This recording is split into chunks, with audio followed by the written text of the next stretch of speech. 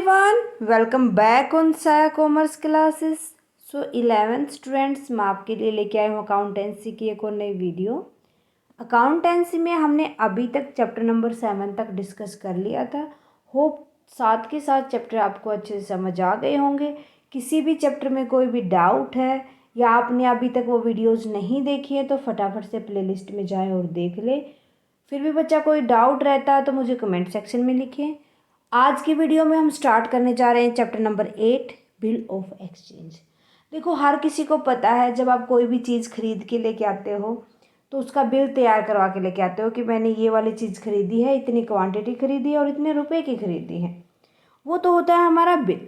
जब हम कोई भी चीज़ उधार में खरीदते हैं, ये कहते हैं भाई हम फ्यूचर में आपको इसके पेमेंट कर देंगे, तो वो जब उसके लिए जो हमें स्लिप तैयार करके दी जाती है, रिटर्न में जो लिख के दिया जाता है कि इतने की पेमेंट इतनी टाइम तक इनको पे करनी है, तो वो होता है हमारा बिल ऑफ एक्सचेंज। सो आज की क्लास में हम समझेंगे कि बिल ऑफ एक्सचेंज की फीचर्स क्या होती हैं और कौन कौन सी पार्टी इसके अंदर इन्वॉल्व होती हैं। Let's start with meaning of bill of exchange.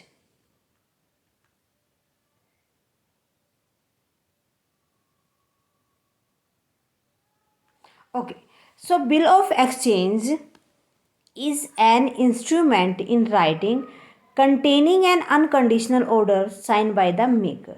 Bill of exchange एक इंस्ट्रूमेंट होता है जो रिटर्न में आपके पास होता है, जो जिसने बनाया है उसके साइन होते हैं अनकंडीशनल ऑर्डर के ऊपर, directing a certain person to pay a certain sum of money only to. जो हमने बिल ऑफ एक्सचेंज के अंदर जो इंस्ट्रूमेंट जो हमने रिटर्न में दिया है उसके अंदर यही लिखा जाता है कि इस पर्सन ने, कोई भी राम है, उसने पेमेंट करनी है किसको, श्याम को, बस श्याम को ही वो पेमेंट करेगा और किसी को नहीं। Or the order of a certain person or to be bearer of an of the instrument, कि जिसने, दो पर्सन इसके अंदर इन्वॉल्व होते हैं। एक कौन होता है, वो डॉक्यूमेंट तैयार करने वाला, एक कौन होता है उस डॉक्यूमेंट को रिसीव करने वाला। ठीक है, वो ही दोनों उस इंस्ट्रूमेंट को बियर करते हैं। Section 5 of the negotiable instrument act 1881 किसके अंदर आता है? ये जो नेगोशिएबल इंस्ट्रूमेंट होता है एक्ट जो हमारा 1881 है उसकी सेक्शन 5 के अंदर। होप आपको मीनिंग क्लियर हो गया होगा। देन उसके बाद बात करते हैं फीचर्स क्या क्या होती हैं। फीचर्स की अगर हम बात करें, सो फर्स्ट फीचर आती है bill of exchange must be in return, कि जो हम बिल तैयार करते हैं, जो ये इंस्ट्रूमेंट तैयार करते हैं, रिटर्न के में होना ही चाहिए हमारे पास। It must contain an order, उसके अंदर क्या होना चाहिए, एक ऑर्डर कंटेन होना चाहिए टू मेक पेमेंट, जिसके रिगार्डिंग हमें पेमेंट करनी है। कंटेन को या ऑर्डर को कह सकते हैं note a request.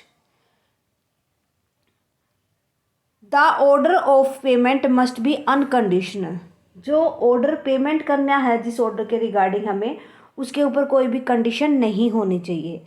The amount of bill of exchange must be certain, कि अमाउंट जो होगी वो सर्टेन होनी चाहिए। ये नहीं कि हमने लिख दिया सम मनी, ना भाई, जैसे 10,000 उनको पे करने हैं, ऐसे सर्टेन अमाउंट होनी चाहिए। The date of payment should be certain, date भी फिक्स होनी चाहिए, नहीं कि 2 मंथ के बाद, 3 मंथ के बाद, कोई भी एक स्पेसिफिक डेट रख दो, जैसे 30 मई। Okay. It must be sign by the drawer of the bill, जो ड्रोवर होता है जो उसको तैयार करता है उसके साइन होने चाहिए उसके ऊपर। It must be accepted by the drawee by the sign on it, जो उसको एक्सेप्ट करता है जिसके लिए वो बिल तैयार किया गया उसके भी साइन उसके ऊपर होने चाहिए, कि हाँ भाई उन्होंने मेरे लिए बिल तैयार किया था, मैंने उसको एक्सेप्ट कर लिया था। The amount specified in the bill of exchange in payable either on demand on the expiry of the fixed period, कि जो अमाउंट होती है वो बिल ऑफ एक्सचेंज की जो पेबल होनी चाहिए, जो उसकी डेट फिक्स की गई है, ना कि जो फिक्स डेट थी, पीरियड था, उसके बाद में की जाए। पहले कर सकते हो लेकिन बाद की कंडीशन नहीं होती यहाँ पर। The amount specified in bill of payable either to be certain a person और his order to be bearer of bill, कि या तो जिस बंदे ने वो बिल बनाया है वही पेमेंट रिसीव करेगा, या उसका कोई भी बेटा वगैरह हो दुकान पे, या भाई वगैरह बैठता हो, या उसकी वाइफ हो, वो जो उसके अंदर मेंशन हो जिसने उसको कह रखा हो वो उसको बियर करेगा।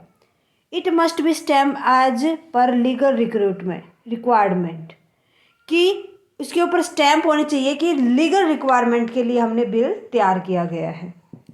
सो ये कुछ फीचर्स होती हैं बिल ऑफ एक्सचेंज की। Got it? क्लियर है? होप आपको अच्छे से समझ आ गया होगा। इसके बाद हम बात करते हैं कुछ पार्टीज होती हैं, वो पार्टी कौन कौन सी होती है वो सब हम डिस्कस करते हैं। फर्स्ट होता है ड्रोवर। ड्रोवर होता है जो बिल को तैयार करता है। Drawer is the person who make और write the bill of exchange. Drawer is a person who has sold good on credit. Drawer कौन होगा? जो अपनी गुड्स को क्रेडिट में सेल आउट करता है, मीन्स जो बिल तैयार करता है। और guaranteed credit to person on whom the bill of exchange is drawn. वो पेमेंट की गारंटी लेता है वो बिल तैयार करके। The drawer is entitled to receive money from the drawee, या एक्सेप्टर भी बोलते हैं उसको, कि जो उसने बिल तैयार किया गया है उसका मतलब यही होता है कि वो ये दिखाता है कि मुझे इससे इतने पैसे लेने हैं, इससे इतनी मनी मुझे रिसीव करनी है। Got it? उसके बाद आता है drawee. Drawee is the person on whom the bill of exchange is drawn from for accept drawee accept. इतना ही देखो कि ड्रोवी वो पर्सन होता है जो बिल ऑफ एक्सचेंज को एक्सेप्ट करता है ड्रोवर से, कि हाँ भाई मैं इतनी की पेमेंट आपको इतनी डेट तक कर दूंगा। Drawee is the person who purchase goods. कौन होता है? जो गुड्स को परचेज करता है। ये तो कौन होगा? जो गुड्स को सोल्ड करेगा। ये कौन होगा? जो परचेज करेगा। ठीक है। On credit to home credit has been guarantee by drawer, कि जो क्रेडिट की गारंटी देता है किसको? ड्रोवी को उधार में लेने की गारंटी देता है। The drawee is the liable to pay money to creditor और ड्रोवर, कि भाई ड्रोवी अब लाइबल होगा, उसकी लाइबिलिटी होगी कि उसको इतने पैसे जितने में उसने उधार में परचेज किया था वो पेड करेगा वो। ठीक है। देन उसके बाद आता है 3 payee. Payee payee is the person who receive the payment from the drawee. Payee वो पर्सन होता है जो ड्रोई से पैसे लेता है। वो कौन हो सकता है? ड्रोवर भी हो सकता है और एंड एनी अदर पर्सन भी हो सकता है।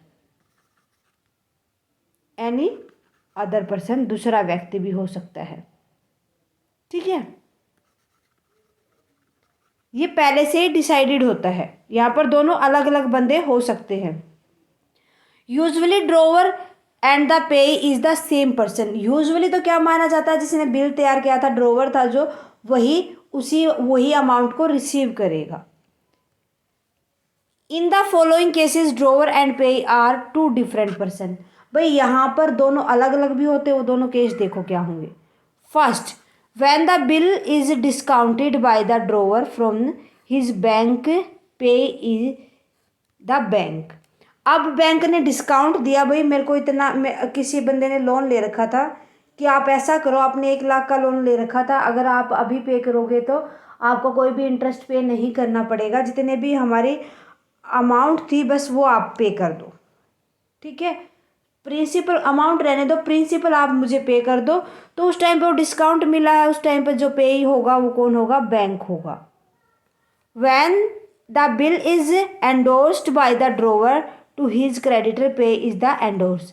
अब क्या किया? बिल ड्रोवर ने किसको दे दिया? एंडोर्स कर दिया। तो यहाँ पर एंडोर्स का मतलब किसी थर्ड पार्टी को दे दिया, तो उस टाइम पर कौन होगा? पे वो थर्ड पार्टी होगी।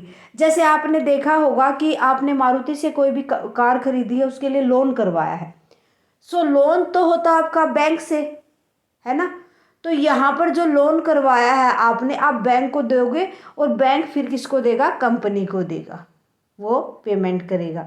तो ये जो थर्ड पार्टी और एंडोर्समेंट होता है, यहाँ पर पे अलग हो जाता है। जो एंडोर्सी होगा वो यहाँ पर पे कहलाएगा। Got it? क्लियर है? सो ये था हमारा बिल ऑफ एक्सचेंज की फीचर्स एंड पार्टी कौन कौन सी होती है।